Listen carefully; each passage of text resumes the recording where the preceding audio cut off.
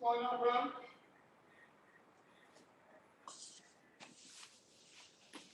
right, I'm gonna walk down there, Nick. Okay.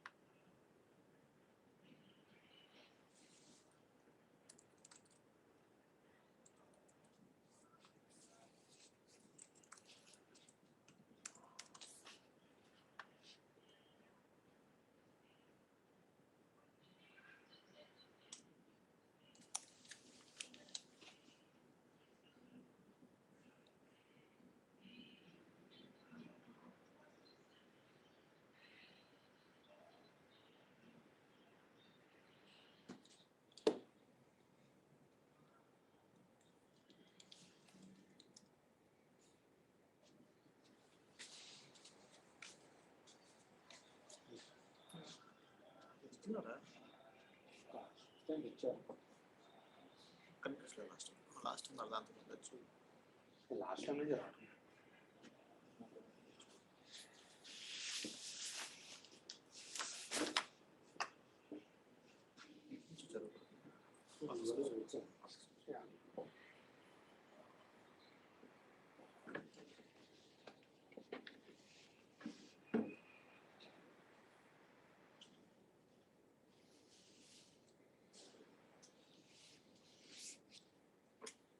తీసాను అన్నాడు అసలు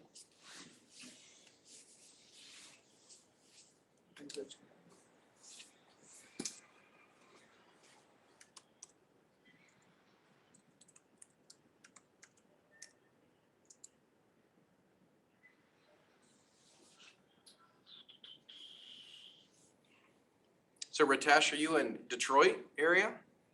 Yes, I am. All right. So you know Jake then? I do. Yeah. Yep. How's he doing at Purdue? I haven't spoken to him recently, but I imagine he's doing well. Yeah. Patrick's like, "No, I'll make it." He got caught up in the Cincy. He got me looking at that program, is why I was asking. See if he's complaining about it. I'm sure it's hard. Yeah.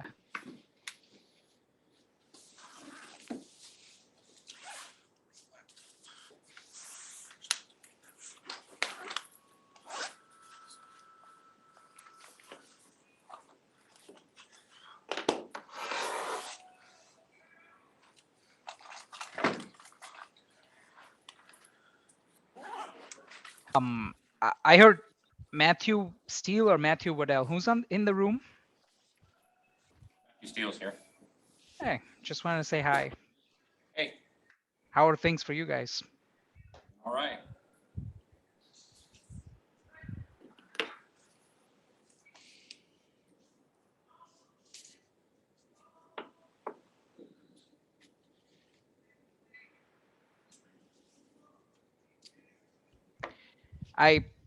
I spoke to Jay about a week or 2 weeks ago just to touch base with him and see how you guys are doing.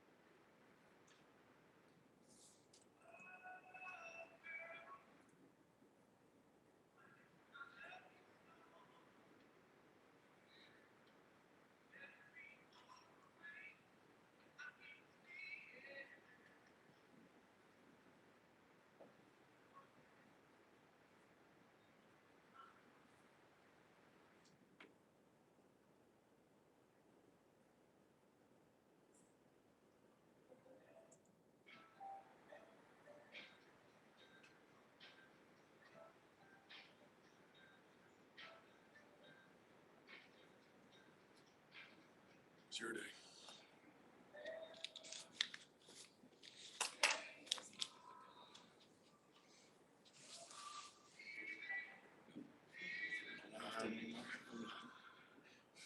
Yeah, really trying to water.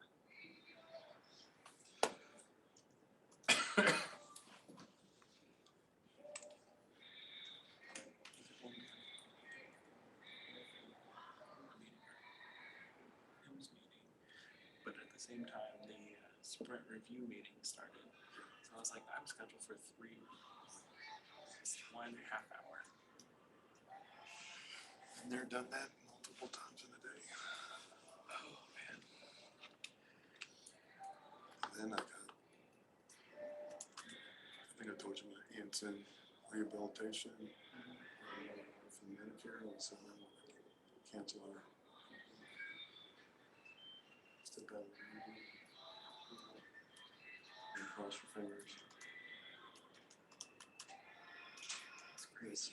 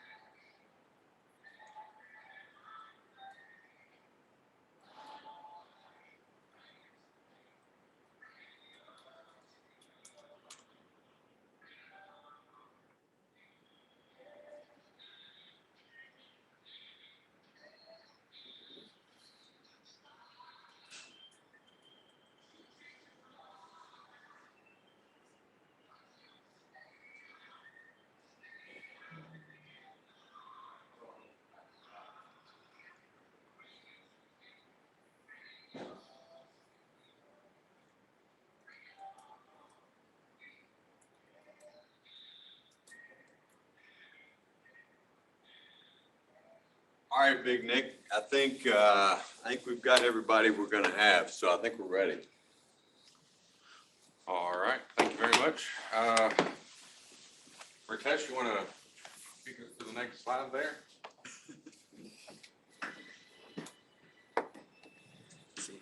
I know, it's like, You all know me, you see me up here every month. I'm Nick Lawson. I'm a solution architect here with AWS. My counterpart, Kevin, decided to stay up in Indianapolis this month. So, if you know him, feel free to send him a nasty message and let him know we missed him. We brought Ritesh today. Ritesh is up in Detroit, so he's going to walk through cost optimization. But before we jump into that, do we have any newcomers? First time coming out this time? Yes, yep. And Jeff McMahon, I work for Kentucky Farm Bureau Insurance. Okay. We're still new on our AWS implementation, but we're trying to get some traction, and cost optimization is one of the factors that really interested us around cloud platforms. So I'm going to be all ears today. Sounds good. I appreciate it. So I think I've seen everybody else out here before, but before we jump into anything else, we're all builders here, and one of the things that we've done the last couple times that I think has worked well is we talked about, what do people have going on? What projects are you working on? Are you doing anything cool? Have you had any big milestones or accomplishments like new certifications, even if it's not in AWS? So anybody have interesting news to share since we met last time? Yeah, I think KFB is getting ready to roll out a serverless solution to solve a photo upload issue that we're trying to solve. Awesome. It'll be our first cloud native, completely in the cloud solution, moving to production. Pretty quick timeline too, compared to a lot of our other projects. So Tyler, is it customer facing? Like you said, it will be, photo upload? Or it's for our agents. for your agent? To take photos of properties so they can go out, inspect the property, get that into our system. Well, that's important. It's a pretty important feature. Yeah, our current system is internal only and it is IE restricted, so it's not very mobile friendly.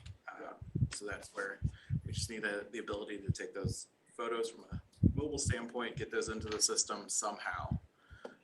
So a small little What do you all use?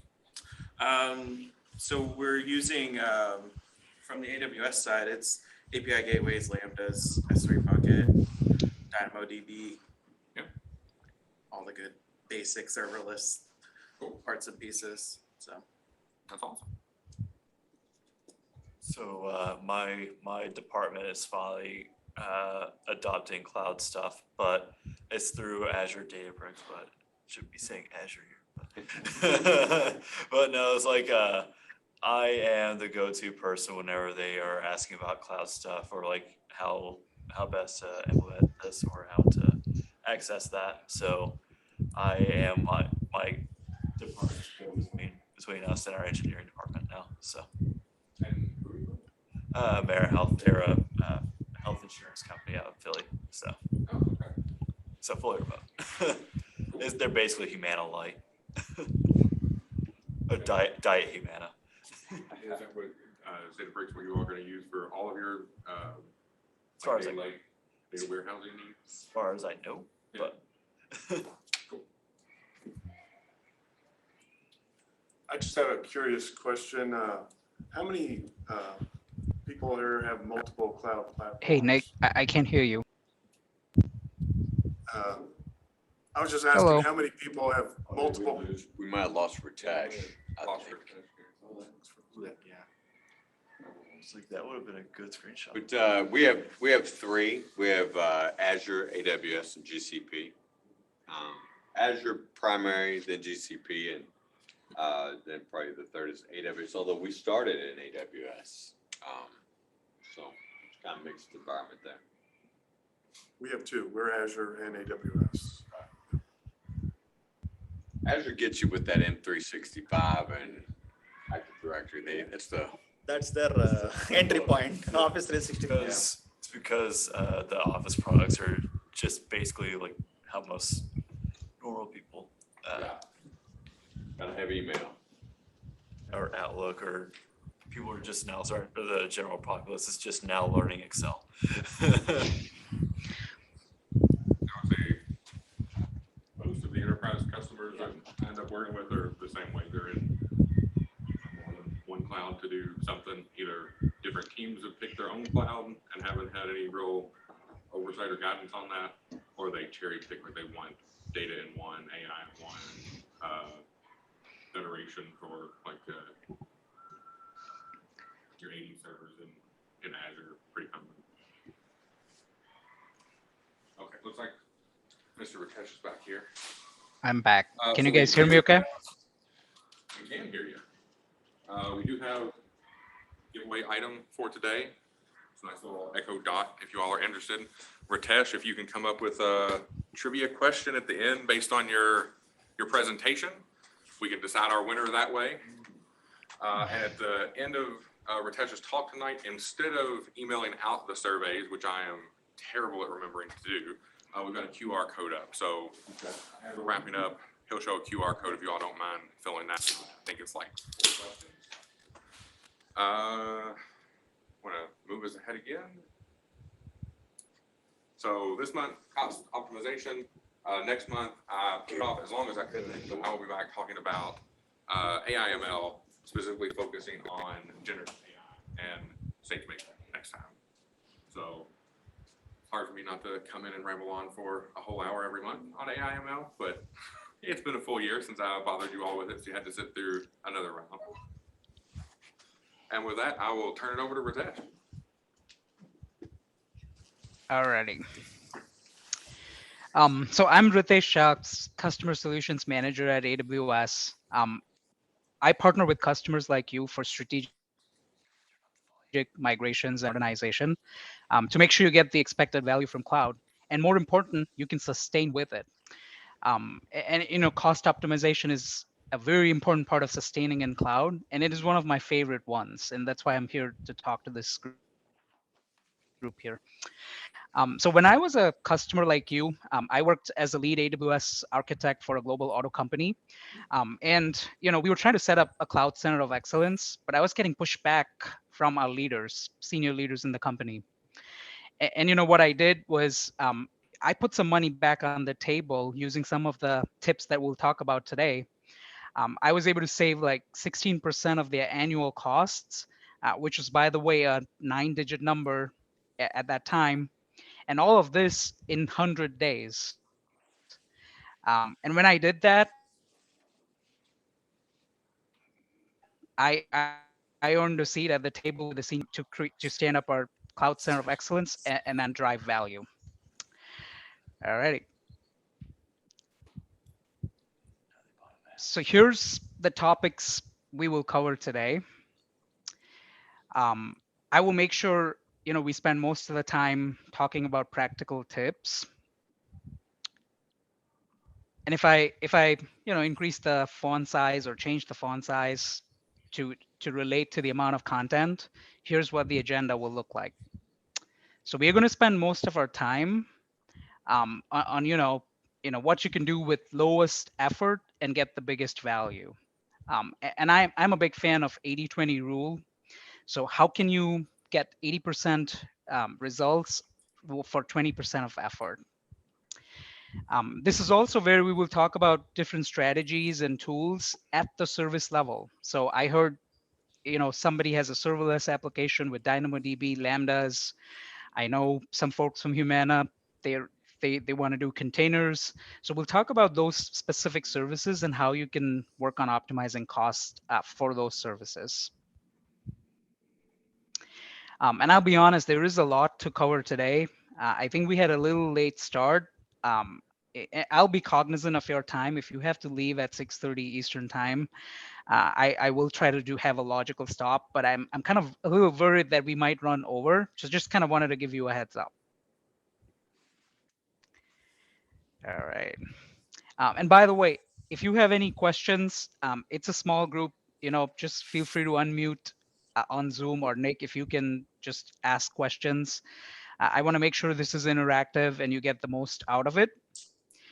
Even if you don't have questions, and if you have already optimized cost using a technique that we talk about today, I would love to hear your experience, and it will be fun to share with this whole group so we learn together.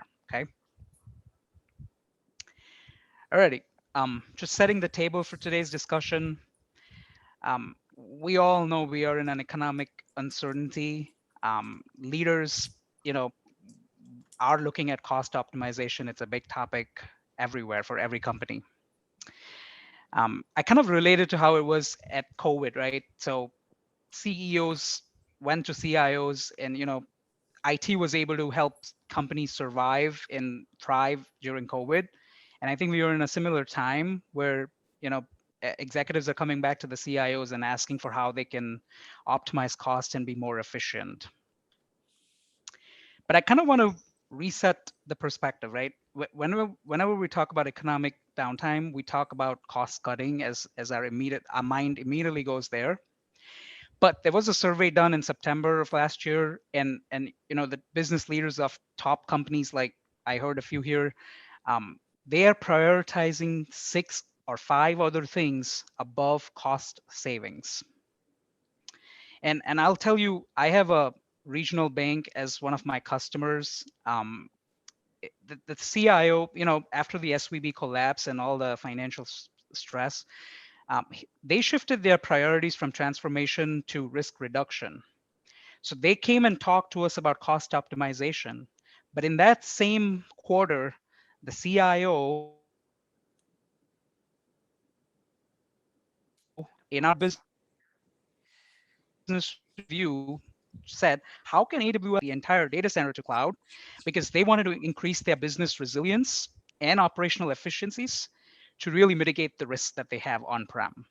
So, these are the times when you don't only see companies cutting cost or optimizing costs, but they're also trying to move more workloads to AWS or cloud in general, to get these 5 other benefits. And honestly, AWS can help you with all of those 5 things above cost savings that you see here on the slide.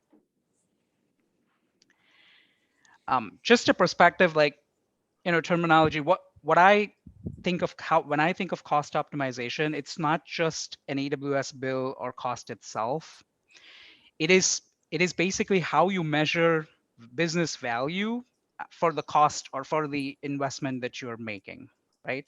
So the cloud technology is there to serve the needs of the business, and the cost optimization exists to do that as efficiently as possible, right? At the lowest price point. That's how I think of cost optimization. Let's talk about some guiding principles, that shape our perspective and our thinking for a lot of things that we'll talk about today. The very first one is, we talk about cloud financial management. It sounds very ivory towerish. Whether you're a small company, an individual developer, a startup, or an enterprise, I think all of us, need to plan, run, see, and continuously optimize costs. And the most important thing is it has to be a cross-functional effort across infrastructure teams, app dev teams, finance, and others. It's not just one person's job. Don't just run things in cloud. When you don't need them or when they're no longer adding value, shut them down. Start and stop. Take benefit of elasticity in cloud. And we'll talk about a lot of tools that AWS has to do that. It's all about efficiency and value, right? So it's not just about cost. It is about the value that you get from the investment you're making in cloud. Remove the heavy lifting, take it off your plate. The fact that you even lift and shift to cloud, it takes away a lot of the data center heavy lifting, but we also encourage you to go one step forward and think of managed services. And I'm glad there is a group here that is already doing cloud native applications, serverless applications. And that just, lets you focus on innovation and value for your customers and business. And, we do all the heavy lifting for you. And analyzing and attributing costs, chargebacks and showbacks. This was not even possible before cloud, in my opinion. So think about a network switch. Would you allocate each port, its power, its heat to a business unit? Impossible, right? But with cloud, there are lean and effective ways to do that, to basically tie every little bit of the technology spend to your business value. So these are really the principles that we are going to focus on for today's conversation. And a lot of customers, I heard somebody in the room was just starting with AWS or cloud and is very net new kind of thing. And they come and ask us, what is the most practical thing that we can do immediately? So let's talk about it. Here's a super complex approach. Look at your bill, find the most expensive line item, optimize it, and repeat.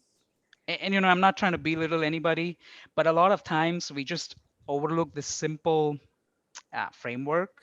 And AWS has the Cost Explorer. I'm sure a lot of you are familiar, that lets you do all of this really well. So, as soon as, if you're new to AWS, I heard somebody just turn on Cloud Explorer. If you have not, I don't think there is anybody who has not, but there is no cost, so just switch it on. It lets you, slice and dice every bit of your cost over time, by region, by service, by accounts, by custom tags that you create. You can also filter them to what you need, to the dimensions that you care about from a financial perspective in your org. You can even export it in CSV and do more analysis if you need to. I also recommend my customers, especially who are starting or having new workloads in cloud, do an hourly, have that hourly data turned on. It may have some cost. Like when I did it for that global company that I talked about, it was about less than $100 a month. But you don't have to wait for the whole day to see how much things are going to cost you. Every hour, you just run something for an hour, and you know what it's going to cost you. So I honestly always recommend customers to just turn this on, just so that you have that granularity. And then having visibility after the fact is not always enough. So I'm sure a lot of you may be familiar with budgets. If not, it lets you basically set thresholds for a fixed budget, for predicted future costs, or even other advanced setups.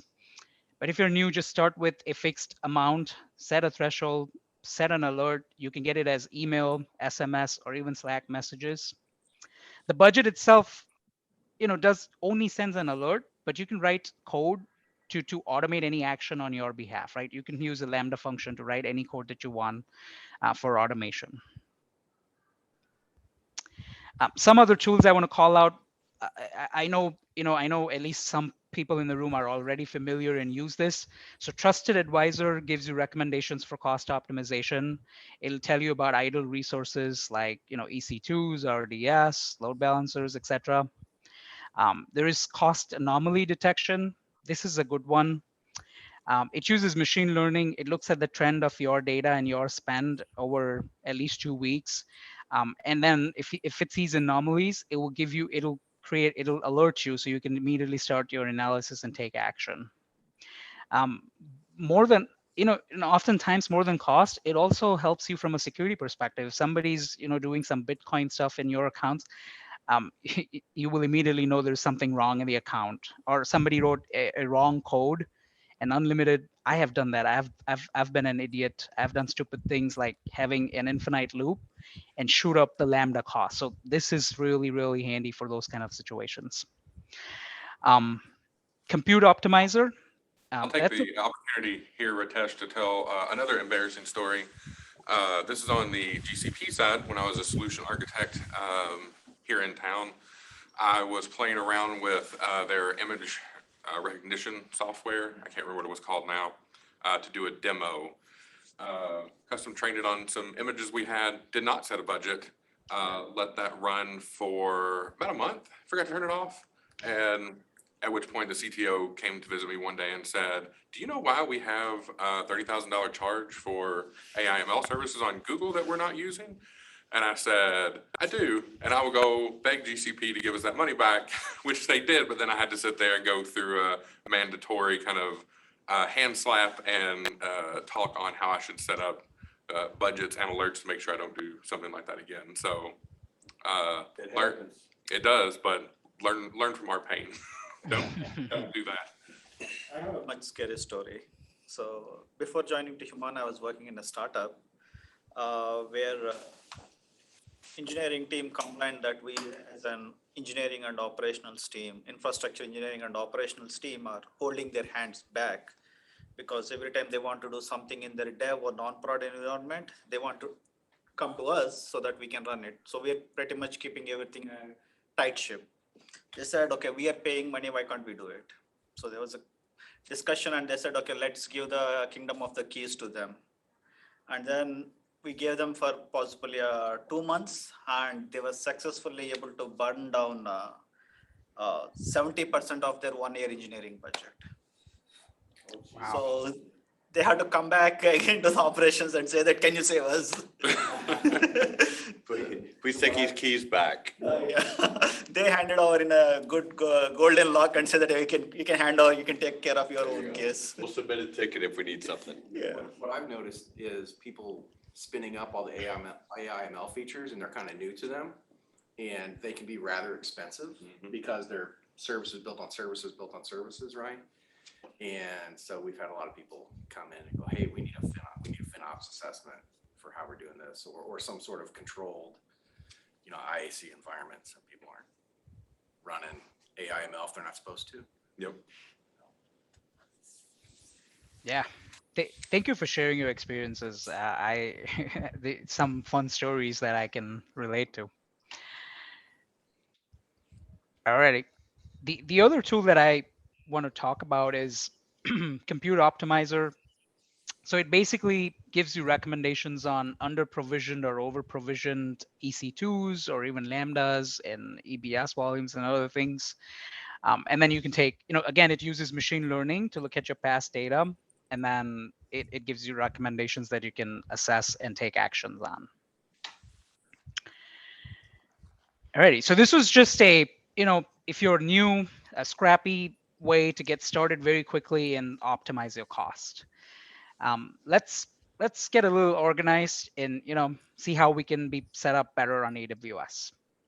So I know all of you are familiar with an account here, I'm hoping, but just a refresher, it's a security, isolation or a boundary. It's basically a container for your resources that should logically belong into one group. If you have different accounts, you can throttle services or APIs separately. And the most important, it is the only true billing separation for things that are not taggable. So think about data transfer costs.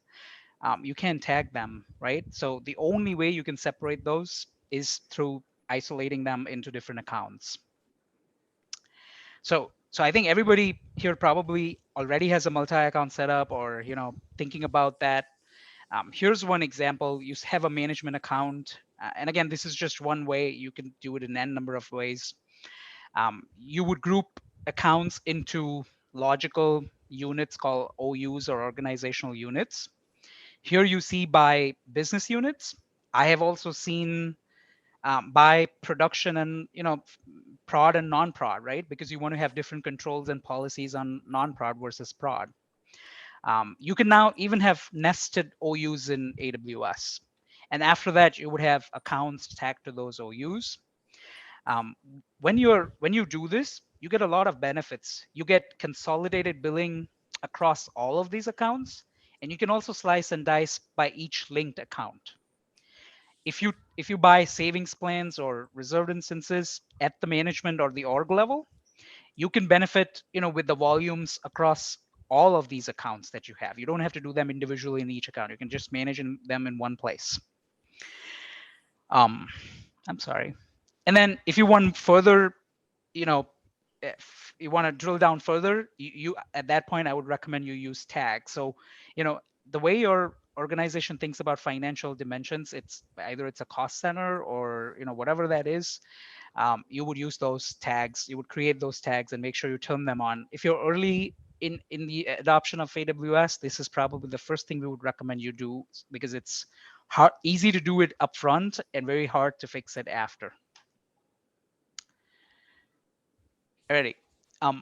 Even if you have tags, they only show up when you turn them on in the cost allocation tags. So you have to basically go to AWS billing, cost allocation, and then activate them. And then you start seeing in all the cost explorer and the billing tools that AWS has. This is what it looks like. There are some AWS out-of-the-box tags like created by, or you can have, and they will start with an AWS colon, or you can have your user-defined tags starting with user colon. Alrighty, this is one of my most important things, right?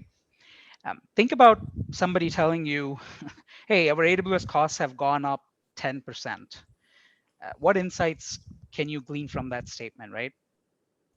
Instead, if somebody told you, hey, well, our AWS costs went up by 10%, but guess what? Our insurance members went up by 50%, and our claim costs went down by 30%. Now you're tying AWS costs to value. At this point, you're thinking of AWS as or cloud as a strategic enabler and more of an investment than cost. So the global auto company that I talked about, we had a business KPI, and you see some other examples here, but we had AWS cost per vehicle sold. And every business review that we did with the executives, we would start with that. And if I tie back to my story, the reason we got a cloud center of excellence is because we were able to put money on the table and tie it to business value. And so every review with our executives, CTO and above, would start with AWS cost per vehicle. So we would sell more vehicles month over month, but the cloud costs would go down. So that's how this is. I would, if you want that mindset change, it's not all about just tools and cutting costs. This is what you want to, take back to your organizations. All right. We talked about the cloud financial management just a little bit. So before we get into the actual strategies, let's talk about the framework. So you have the plan phase where you set expectations around your cloud costs for the projects and apps. Then you run them, make it easy for cross-functional teams to manage and control costs. You want to deliver actionable cost insights and optimization opportunities, and then you want to act on them. You want to optimize and save costs, right? So everything that we talk about will be around these four things across the framework. And we have a lot of tools and techniques. We'll go through them. I don't want you to spend time here. We will go through a lot of them throughout the presentation today. So let's start with what you can do with no effort. And when I say no effort, I'm talking about, you don't need to modify any of your existing architectures. You're just, flipping a switch or buying some savings plans and you get the benefits, right? That's what I mean by no effort. So the number one thing is picking the right pricing model. And there are three of them. So I think everybody knows the on-demand. Basically, you pay per hour or per second, pay per use type of model. You're not committing to anything. And so you're just paying the on-demand price. Now, if you have steady workloads, like production workloads that are going to run for a year or 3 years, you can commit to those workloads, and in exchange, AWS will give you up to 70% discounts just for committing to using those workloads. And then we have spot instances, which is very similar to on-demand. So this is the spare capacity that we have in our data centers. We give you up to 90% discounts of the on-demand price, but the catch is, we reserve the right to reclaim these with a 2-minute warning, right? And so that's why you would use this for things that can fail gracefully or recover from failures or stateless workloads. And based on our data, the average frequency of interruption across all regions and instance types has been less than 10%. So it's a huge cost saver if you can. Let's dive a little bit deeper on the reserved options that you have. You have reserved instances where you are committing to an EC2 instance and a location for 1 to 3 years, and in return you get a discount. And you can use this for EC2 or ECS, containers, EKS, Beans, RDS, all of those options. Savings plan, you're just committing to a specific dollar amount that you're going to use, and it is very flexible, right? So we'll talk about different types of savings plan, but you're not committing to a particular instance type or a service as such, right? It's very flexible. So let's dive deep into savings plans. So there are two main types. The first one is compute savings. So this is very flexible across EC2, Fargate, and Lambda. So if you don't have to worry about serverless or EC2s, you could just use it for any compute. It is extremely flexible across the instance family, regions, OS. You don't have to tie to anything, commit to anything. You could just, this is the dollar that I plan to use $100 every hour. And in return, you will get up to 66% savings back from AWS. The other type is EC2 instance savings plans. Now here you're saying, I'm committing to using M5 in US East 1. So you're actually committing to an instance and a region. Now it's flexible. It will let you go from M5 XL to M5 2XL, and also like M5 XL Windows workload to an M5 2XL Linux workload. So it's flexible there, but you're still committing to using M5s in US East 1. There is another one. I heard a lot of people talk about machine learning, right? So if you have SageMaker workloads, we also have SageMaker savings plan. I don't have it on the slides, but if I just wanted you to be aware, and you can look at the documentation, or we can help you with more details on that if you're interested. So keep making it simple, right? Like when do you use what? I think most of you may be familiar, but for some newer people, savings plans or reserved options for steady workloads, on demand for spiky stateful workloads, and then spot instances where you can have tolerate fault or stateless workloads. Alrighty, we're almost we spent, now this is where we're coming to the meat, right? Here we're going to talk about specific techniques and patterns and strategies by service, and we'll try to start with EC2, but we'll talk about containers, RDS, DynamoDBs, Lambdas, all of it. I'm just a little worried about time. We started a little late. I will still try to cover as much as I can for the next 30 minutes. But if you have to leave, I totally understand. I will be respectful of your time. Before we dive into service-specific details, I just want to say that cost optimization in AWS or any cloud is actually a journey. So a lot of our customers, just move from on-premises, they lift and shift to AWS, and they get immediate value and simplification of TCO just with the pay-as-you-use model. Then they work on, right sizing, elasticity, so turning on and off, auto scaling, and storage optimization. And at that point, they will be very, optimized. At least in the lift and shift workload, like they're probably getting more value for the dollar that they spend with AWS, and they can now think of aligning, the cost to business KPIs. As you spend more time in AWS, you get better control, monitoring, and visibility, and you improve further. You also start shifting to managed services and optimize even further, right? At that time, you're probably getting the most value from AWS. And then, for some of the folks like who are, doing serverless, that's the nirvana state, right? This is where, you're truly getting, the agility and, you truly have the time to really optimize in cloud, and you're getting the most value for your customers from cloud. So For all of those services that I talked about, we will go through all of these steps and see what tools and strategies are available for you to start thinking about optimizing costs. Okay, let's start with EC2. So the number one thing that I like and I did for that global auto company is, stop your EC2s and RDS in non-business hours. Start with dev and test or non-prod environments. Every day at 6 p.m. Eastern time, we would shut them down, and then we would start them at 1 a.m. in the morning, where our partners in India would start working. Right? We would do that for dev and test and stage, like non-prod. For POC, we would just shut them every day at 6 p.m.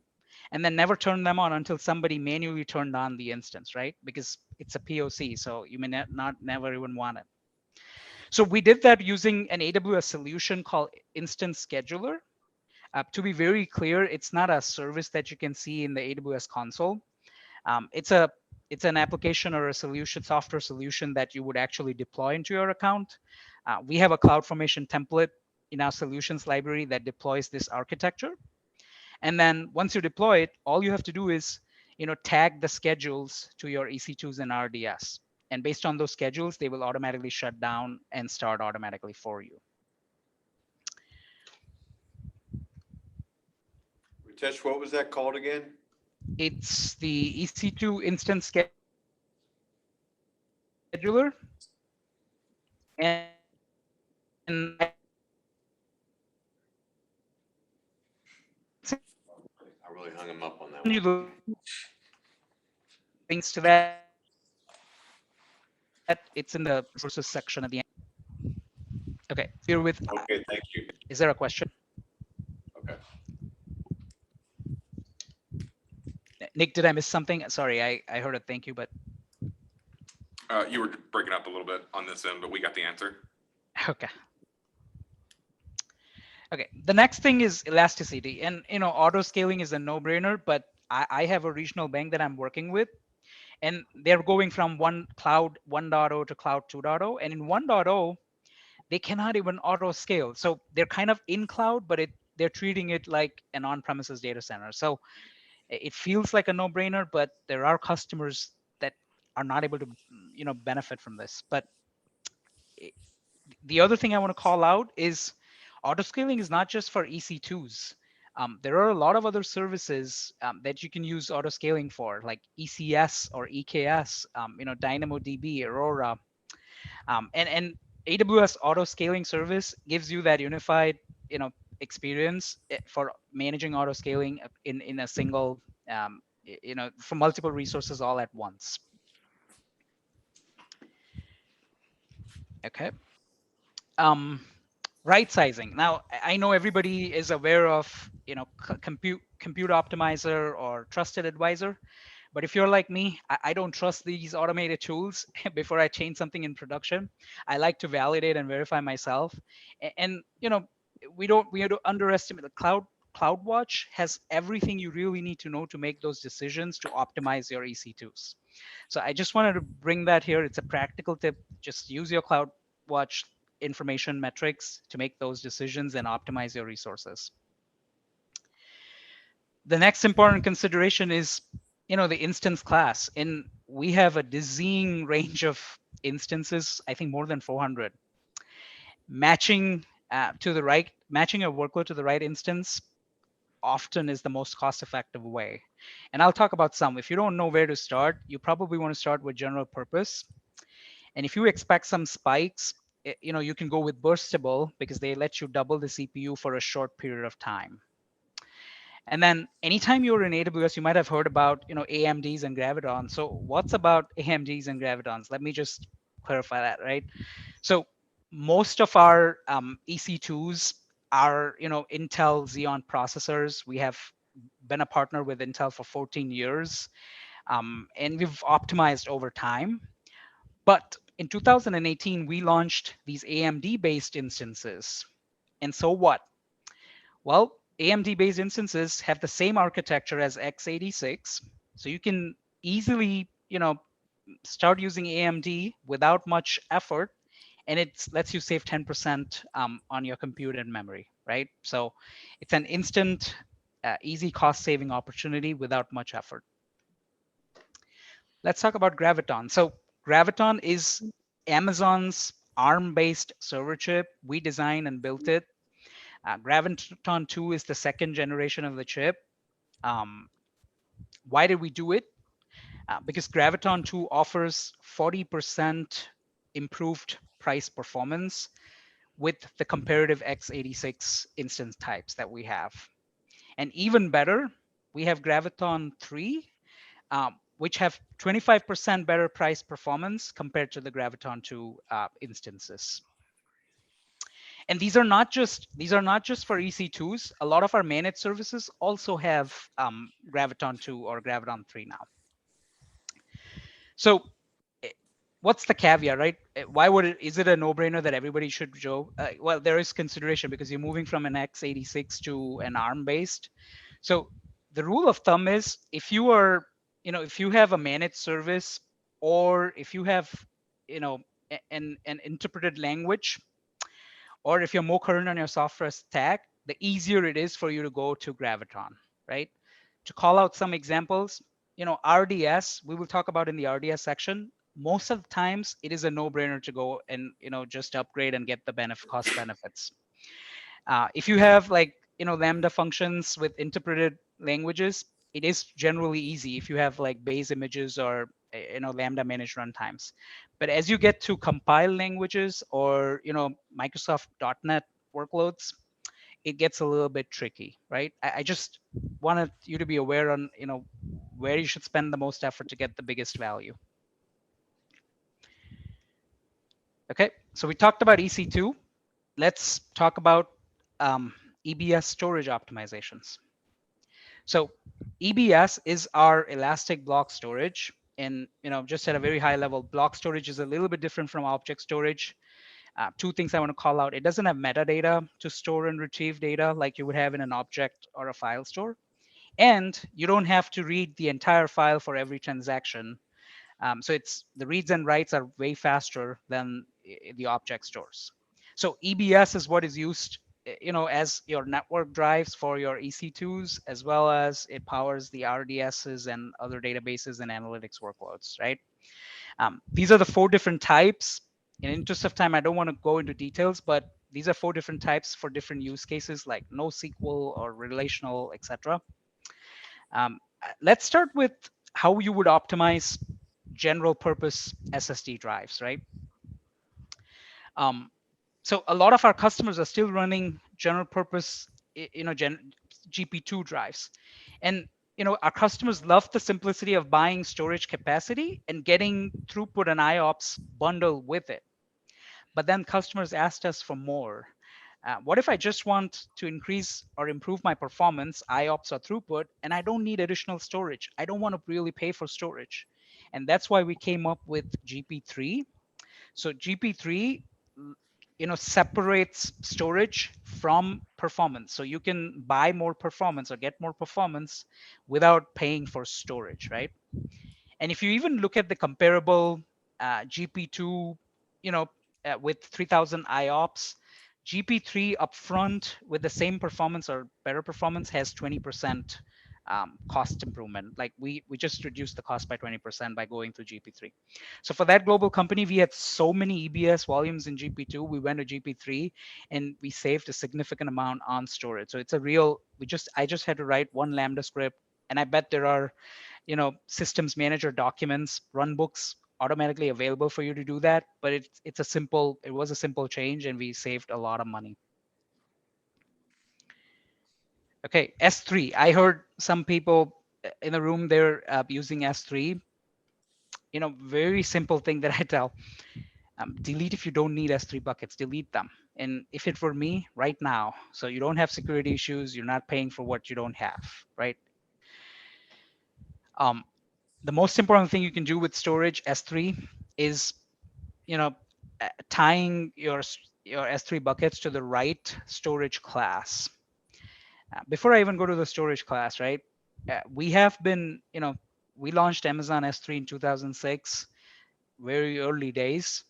And we have significantly reduced prices since then. So even without you doing anything, we have really gone down on pricing. But we've also constantly innovated on the different storage classes that are available to you. Now, a lot of you may be familiar with this, and it often gets overwhelming. Let's just simplify, right? So, it all depends on your access patterns, right? If you have predictable access patterns, as your objects age and become infrequently accessed, you can move them to S3 infrequent access. And if they're going to be, after a certain age, they're going to be rarely accessible for the foreseeable future, you move them to, Glacier. And you still have milliseconds retrieval access, right? And if you can, if you don't need that millisecond retrieval, you can even go to Glacier Deep Archive, and it is the lowest storage cost in the cloud that's there out there for you, right? But the reality is, a lot of our workloads in real life do not have predictable access patterns, right? You would not know when they would be infrequent or rare. These are some examples, but I see a lot of our customers, not knowing or not having the time to do that analysis. So for that, we have S3 intelligent tiering.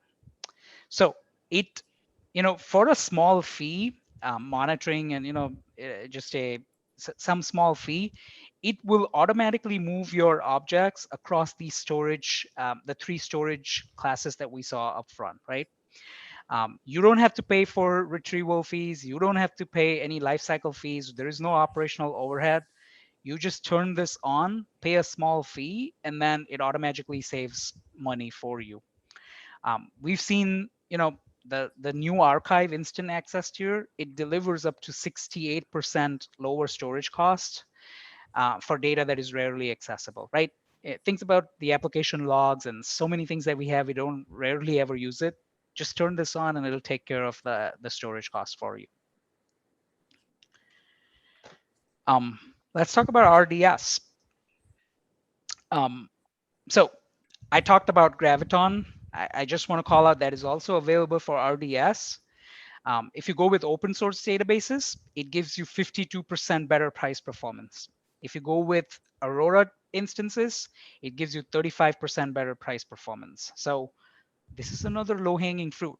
But here's, what's the biggest consideration? You have to look at the version compatibility.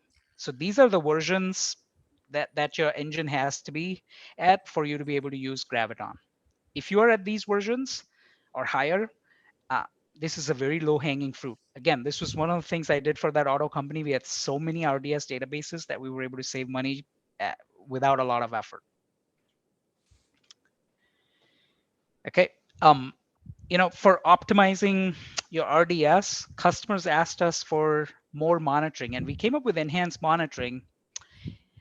It is a little bit different from CloudWatch, but it is OS centric and not database centric. So customers asked us for, how can we get a database level performance, right? So there's a thing called Performance Insights, and it is very database specific.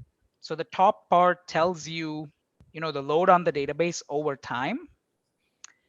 And then the bottom part has attributes. It slices and dices with attributes like slow running queries, weights, users, and even hosts, right? So you can immediately identify, oftentimes when you have customers complaining about slow databases, the database itself is not slow. It's generally a bad query that needs optimization, right? But we are here for cost. So how do we use it for cost? You basically compare the database load against the CPU. If you are consistently under the allocated CPU, you're oversized. It's time for you to optimize it. And if you're over the allocated, like the database load is more than what the CPU can handle, it's time to, if you're undersized, you need to increase it.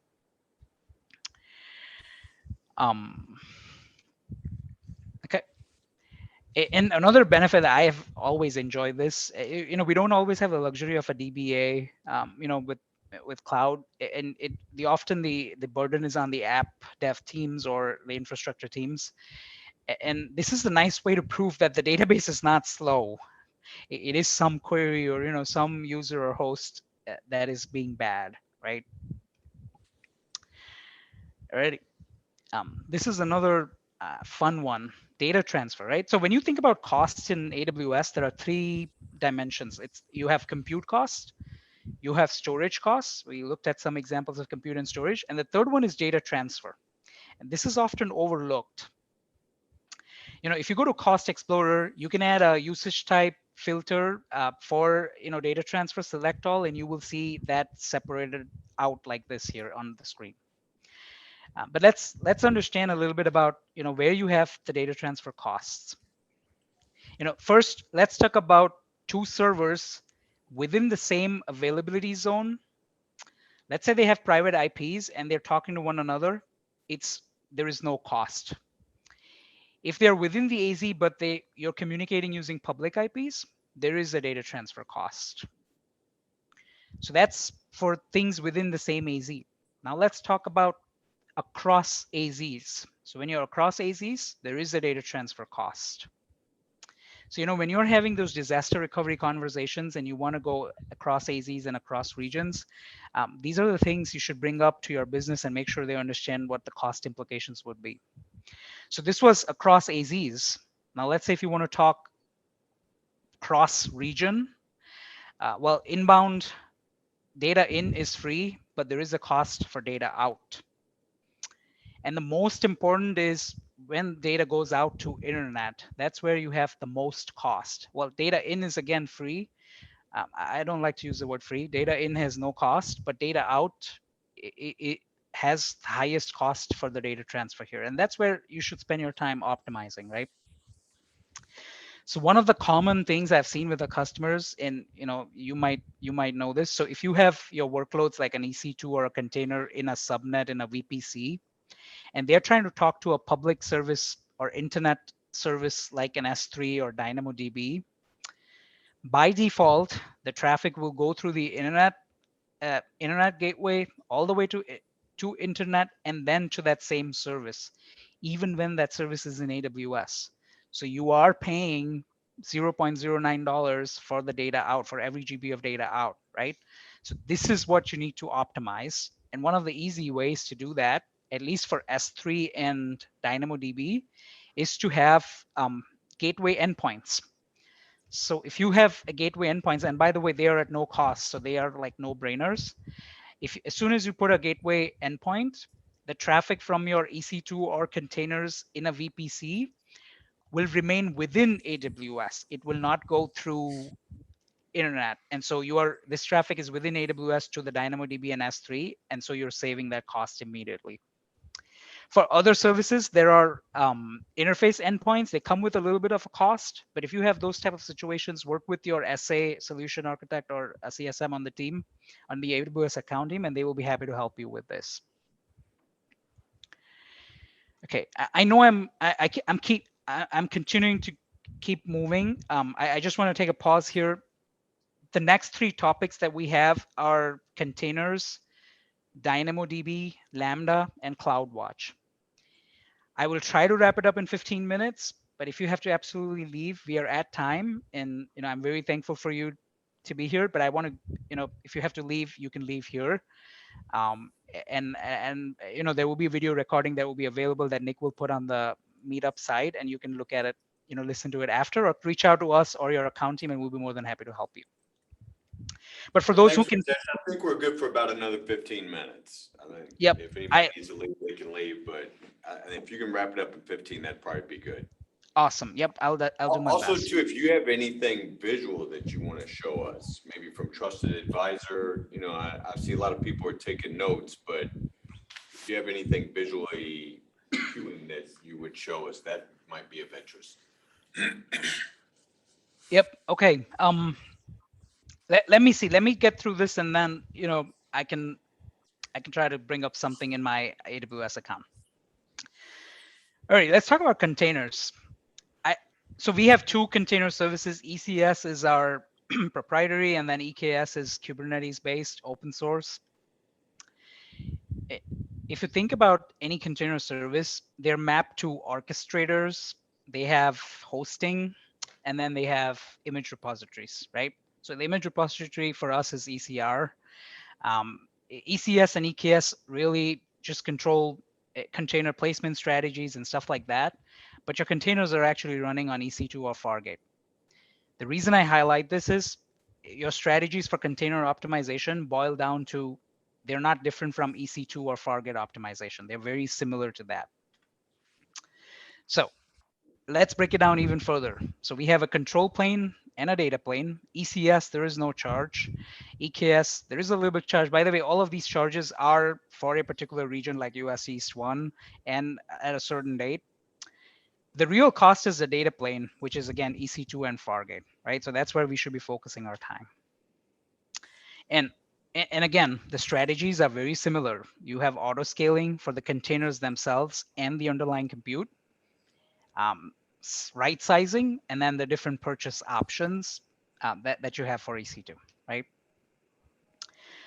So for auto scaling, you could do it at the container level, so at the pod level or at the task level for EC2. There are different scaling strategies, like you have a target metric, or you have step scaling, or you can even do schedule. For EKS, you could do horizontal or vertical at the pod level, right? And you can use CloudWatch monitoring or other monitoring tools that come with Kubernetes for that, right? What we've seen is a lot of times, this is what we've seen for most workloads. Containers use less than 30% of the requested CPU and less than 30% of the requested memory. And this is, tremendous amount of waste in general. So you could do, you can optimize at the task or at the pod level. So we talked about scaling. You can you could start and stop the tasks or pods when not needed, and you can use Graviton where for the compute level, right? The other option I want to talk about is the pricing options. So everything we talked about for EC2 applies even for containers. It's no different. I want to call out one thing about Fargate. If you go with Fargate, you have you get some flexibility with vCPUs and memory that you can tie to your tasks or pods. So that's one thing that I want to call out. And then the spot instances for ECS. Alrighty. Tagging is very important for everything. For ECS, you could do it. You could propagate from service or task definitions. For EKS, there is a way to pass on the cluster level tags to the actual pods. And I wish, Steve, I wish I could show some of these things. I just, in my account, I was thinking about what I can show. I don't have these things running because I shut them off. Like we get automated alerts when things are running. So I don't know if I can really show something valuable right now. I'm just a visual learner. Yep. Me too.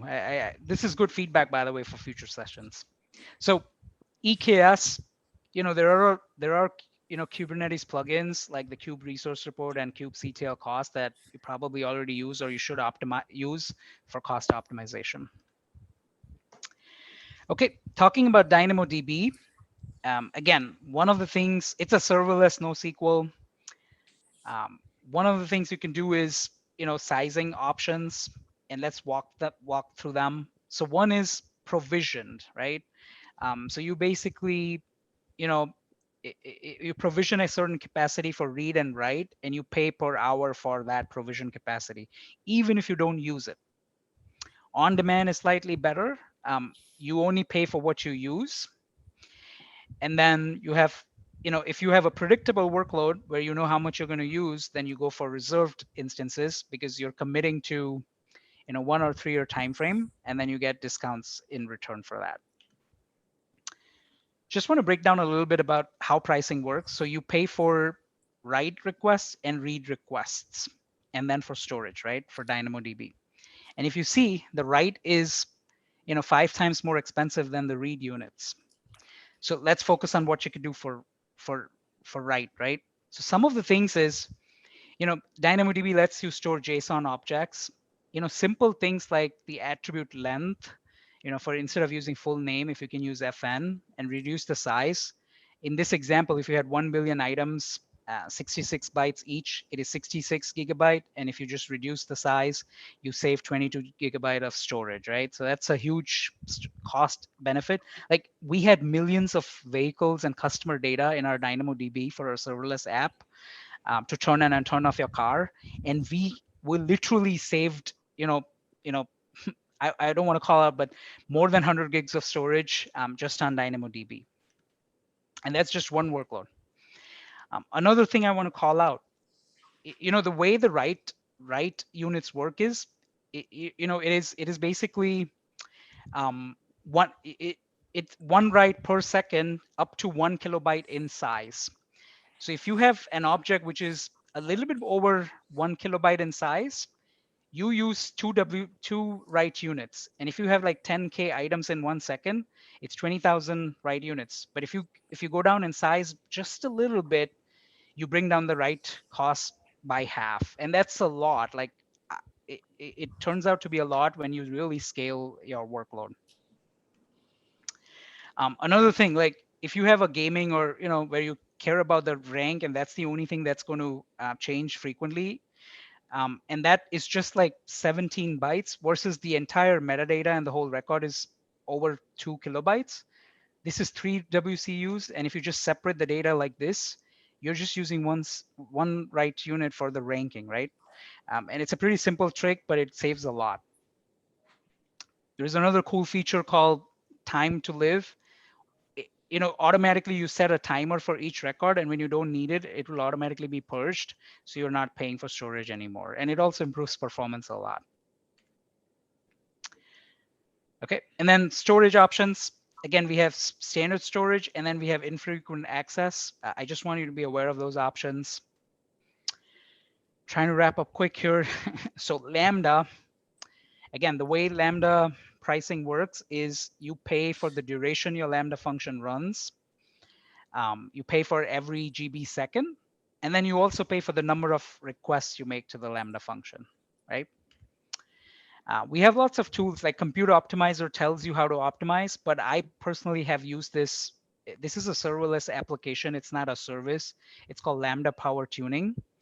And what you have to do is basically give the Lambda function name or ARN and the different memory options that you're going to run. And it will automatically run all these trials and errors for you and give you a nice graph like this. So if you increase the memory that you're giving to Lambda, it performs way better. Like the performance is getting better, but the cost is increasing after this point. So this is that sweet spot to get the best pricing and the best performance for Lambda. So this is a cool serverless application that's available in our library that I would like you to go look at it. And again, Graviton too. So if you have like out of the box base images or runtimes, go for this. This also saves a lot of costs, at least 20%. Okay. And the last thing, I want to just call out one thing for CloudWatch. And the reason is when I worked for that auto company, our monitoring CloudWatch costs, was 40% of our cloud cost. So if we look at the per vehicle cost, cloud cost, 40% of that was monitoring. So we did a lot of things, but one of the simple and most effective things is to have retention on your CloudWatch logs, right? We often turn on logs, and if you are a sloppy developer, sometimes you just have too many logs and it just grows. So I would say, there is this, again, another serverless application that lets you automatically set retention to 30 days or 90 days or whatever you want, and it brings down your costs significantly. A lot of companies also have tools like Splunk where they send multiple cloud data to other tools. So in that case, I would also recommend that you stop the CloudWatch through a retention policy. That way you're not double paying here as well as in those other tools. Awesome. I want to kind of pause here. I've been giving a lot of information. I thank you for being patient. If you have questions, I'll stay on. But if you have to run, I just request you to just use this QR, scan it, and give us feedback. We take it very seriously. Steve, thank you for the demo. In one of the Michigan meetups, Nick and I kind of did generative AI. We divided into 2 sections, slides on one day, and then the following week we did a hands-on lab, and that was very well received. So I'm hoping, I'll talk to Nick if we can do something similar, even here, because if there is interest, we can give you lab environments and you can get to do it hands-on for yourself. Okay, thank you, Ritesh. Yeah, if you have that QR code, I think we've got some folks with their phones ready. Yeah. Yeah, it's a- Oh, I'm sorry, I was sitting behind, Yeah. Were you able to see, he had a bunch of screenshots and stuff. oh, well, you know what? Then I apologize. I was looking over here if he had a bunch of content that I missed it. So that was my fault. So I'm sorry, Ritesh. We will have a recording up for you. Okay, good deal. Good deal. So Ritesh, while people are filling out their surveys here, do you have a quick trivia question that you could throw out to the group so I could give away this Echo Dot? No, Nick, go for it. Just, pick, go for it, Nick. I really don't have here's my question. Like, what is the one thing that you learned today that you will, immediately go back, either this week or next week and use it in your real environment? Like, what is that one thing that you would? No, there's an Echo Dot on the line, guys, so it's I can gotta say be Detached storage accounts, I would say. yeah. Yeah, the one I'm definitely going to look is the detached storage accounts, especially when you decommission the VMs. Those were like, water under your mat. So essentially, if you look into them, they might cost you 100 GB of disk, might cost you less than 350 per month. You might think it's very small, but when you look at enterprise level, it's going to be very huge. And especially they were already disks that don't have VMs attached to it. It's no harm. It's essentially zero impact to either applications or anyone else, and essentially can be deleted. Or just snapshot and delete, right? That's what we've done. Yes. That's the first thing I'm going to target. Essentially, I am from cost optimization team, so that's my first thing to do. Awesome. Yeah. Good to hear that. Maybe there's just one winner, but I would like to hear what else, like who else will do what from what you heard today. I don't have an answer, but I have a question regarding the EKS cost optimization strategy that you were showing, right? See, a lot of the times in Kubernetes in general, right? The containers don't take much space as you were showing, like 30%, less than 30% most of the times. But we get from the cloud finance team saying the utilization is very less, but we are paying for the compute, even though because we are reserving the compute, obviously.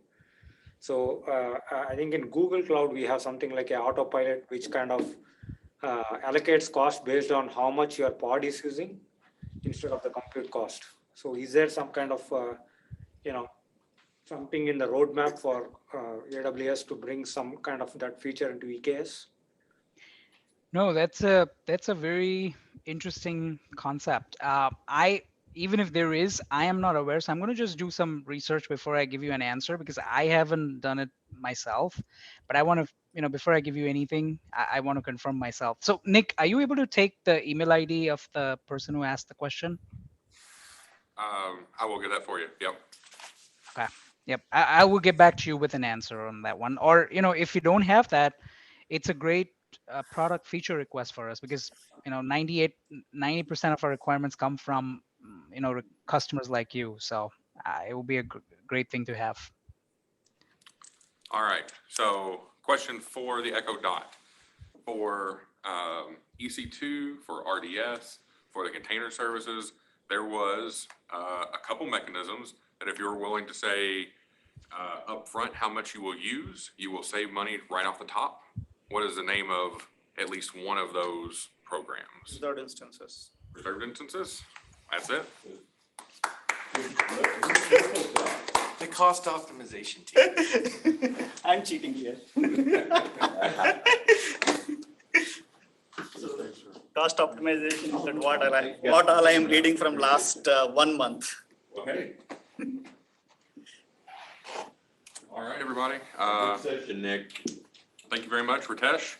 Thank you. I'm going to get ready to shut down the meeting here, but I appreciate it. Yep. Nick, will you get the recording, or I just want to make sure when we leave the meeting, we have the recording.